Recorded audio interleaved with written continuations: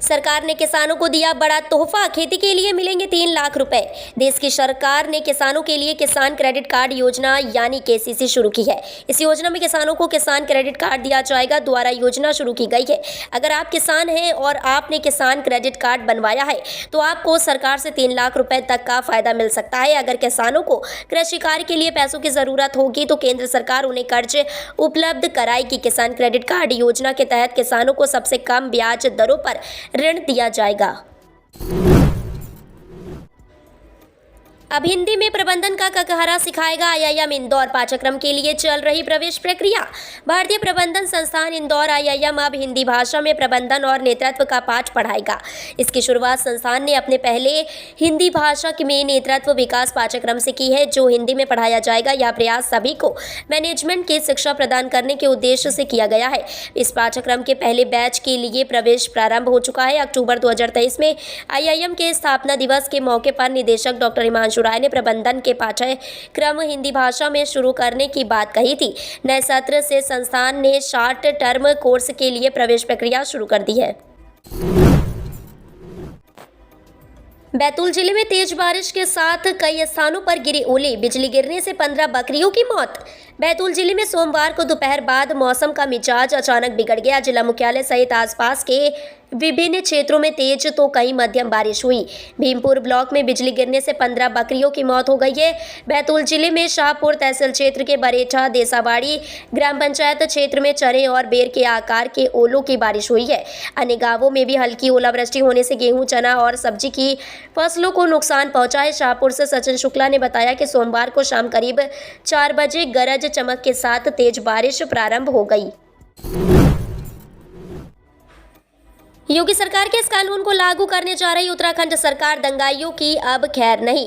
उत्तराखंड में भी दंगाइयों उपद्रवियों से योगी सरकार की तर्ज पर ही निपटा जाएगा। बजट सत्र में सरकार सख्त कानून का विधेयक लेकर आई है। गृह विभाग ने उत्तराखंड लोक एवं निजी संपत्ति क्षति वसूली विधेयक को लाने की तैयारी कर ली है। इस कानून के आते ही कोई उपद्रवी सरकारी व निजी संपत्तियों को नुकसान पहुंचाता है तो उस पर सख्त कार्रवाई होगी। उत्तराखंड में हड़ताल बंद, दंगा व विरोध प्रदर्शन के दौरान सरकारी व निजी संपत्ति को नुकसान पहुंचाने वाले उपद्रवियों से ही नुकसान की भरपाई की जाएगी। अगर किसी व्यक्ति की इस दंगे में जान चली जाएगी तो मौत की धाराएं लगेंगी। उसके साथ ही क्षतिपूर्ति भी दी जाएगी। झारखंड में कांग्रेस को झटका। भाजपा में शामिल हुई मधु कोड़ा की सांसद पत्नी गीता कोड़ा। लोकसभा चुनाव 2024 की तारीखों का ऐलान किसी भी वक्त हो सकता है। इससे पहले देश में सियासी माहौल बनने लगा है। एक तरफ भाजपा और नरेंद्र मोदी की अगुवाई में एनडीए है, वहीं दूसरी ओर इंडिया ब्लॉक है। कांग्रेस अन्य क्षेत्रीय दलों के साथ मिलकर गठबंधन की कोशिश में जुटी है। यहाँ पढ़िए देश में सियासत से जुड़ा हर अपडेट। झारखंड के पूर्व मुख्यमंत्री मधु कोड़ा की सिंहभूम सीट से सांसद पत्नी गीता कोड़ा कांग्रेस छोड़ भाजपा में शामिल हो गई हैं। चंपाई कैबिनेट की बैठक में 29 प्रस्तावों पर मुहर। अब 100 की जगह 125 यूनिट बिजली फ्री। झारखंड कैबिनेट ने शुक्रवार को 29 प्रस्तावों को पारित किया है, जिसमें भवन निर्माण विभाग 15 मीटर तक की ऊंची इमारतों को रेगुलराइज करेगी।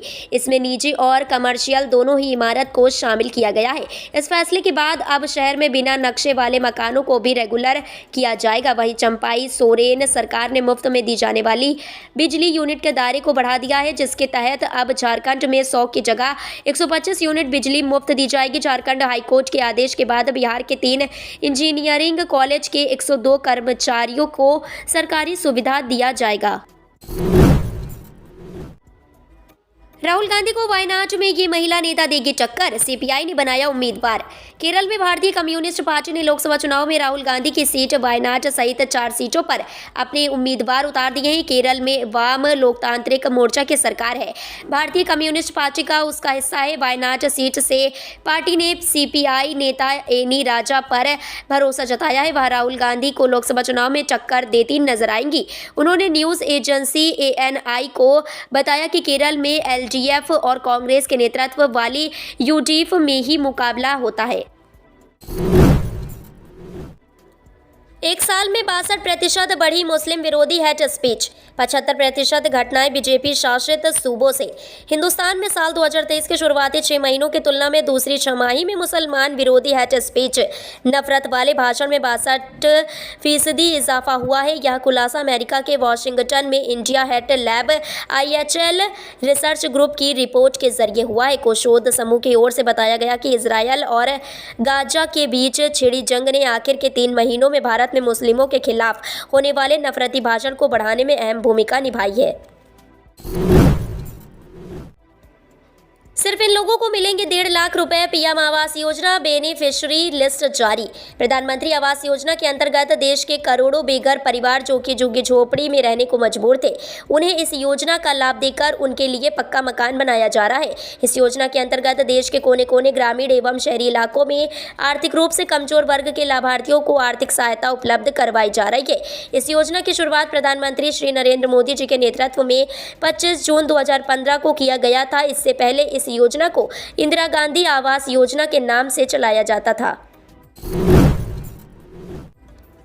राहुल गांधी की यात्रा 2 मार्च को पहुंचेंगी। मुरैना सिरौल पहाड़ी के नीचे सेटअप लगना शुरू। इम्फाल से शुरू हुई कांग्रेस के पूर्व राष्ट्रीय अध्यक्ष राहुल गांधी की भारत जोड़ो न्याय यात्रा 2 मार्च को मुरैना सीमा से नगर में प्रवेश करेगी। यात्रा से पहले उसका सेटअप आ गया है। सिरौल पहाड़ी के नीचे राज्यसभा सदस्य अशोक सिंह की खाली पड़ी जमीन पर रविवार से सेटअप लगना शुरू हो गया है। इस सेटअप में रूम वाले कंटेनर, किचन से लेकर लॉन्ड्री तक की व्यवस्था है। खुले भाग में हॉल, लोगों से संवाद करने के लिए बैठक व्यवस्था के लिए टेंट, तंबू लगना शुरू हो गए हैं।